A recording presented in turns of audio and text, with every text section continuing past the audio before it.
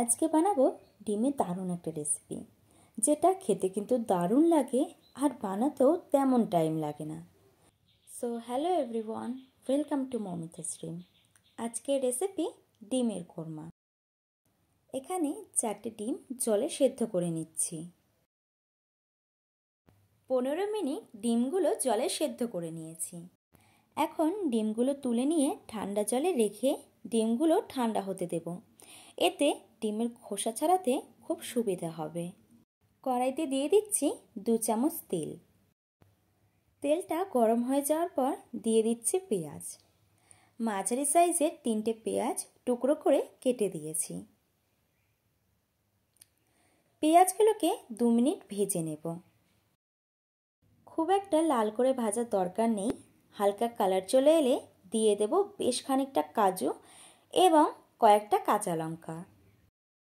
এবার এগুলোকেও মিশিয়ে নেব পেঁয়াজের সাথে।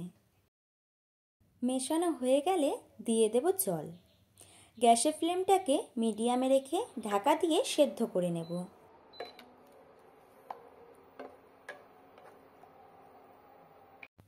পেঁয়াজ, কাজু ও কাঁচা লঙ্কাগুলোকে জলে ফুটিয়ে নেওয়া হয়ে গেছে। এবার গ্যাসটাকে অফ করে ঠান্ডা হতে দেব এগুলোকে। দেন মিক্সিং জারে দিয়ে একদম মিহি করে বেটে নেব। এদিকে ডিমগুলো ঠান্ডা হয়ে গেছে। এবার এক এক করে প্রত্যেকটা ডিমের খোসা ছাড়িয়ে নেব। ডিমের মধ্যে যাতে ভালোভাবে মশলা ঢুকতে পারে তার জন্য ডিমগুলোকে ছুরির সাহায্যে হালকা করে চিড়ে নিচ্ছি। ডিমের মধ্যে দিয়ে দিচ্ছি সামান্য নুন ও গোলমরিচ গুঁড়ো। আলতো করে ডিমের মধ্যে মাখিয়ে নেব।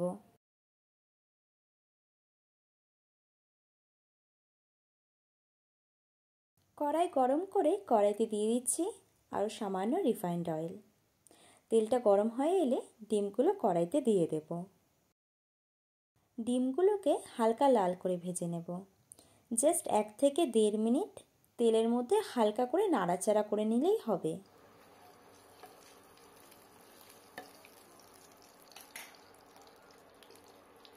ডিমগুলো ভাজা হয়ে গেছে।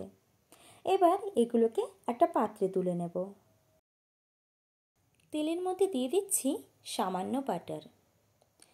বাটারটা মেল্ট হয়ে গেলে দিয়ে দেব সামান্য গোটা গরম মশলা আর 2টো শুকনো লঙ্কা। গোটা মশলাগুলোকে হালকা নাড়াচাড়া করে নিয়ে দিয়ে দেব 1/2 চামচ রসুন বাটা ও 1/2 চামচ আদা বাটা। গ্যাসের ফ্লেমটাকে মিডিয়ামে রেখে 2 মিনিট মশলাগুলোকে কষিয়ে নেব, যাতে আদা ও রসুনের কাঁচা গন্ধ বেরিয়ে যায়।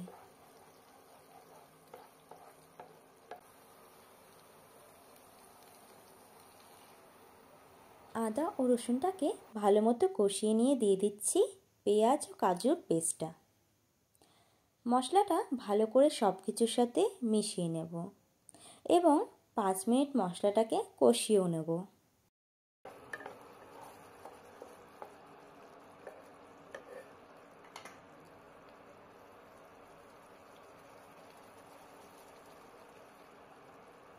ভালো মতো কষিয়ে নিয়ে দিয়ে দিচ্ছি স্বাদ মতো নুন, 1 চামচ জিরে গুঁড়ো ও 1 চামচ ধনে গুঁড়ো।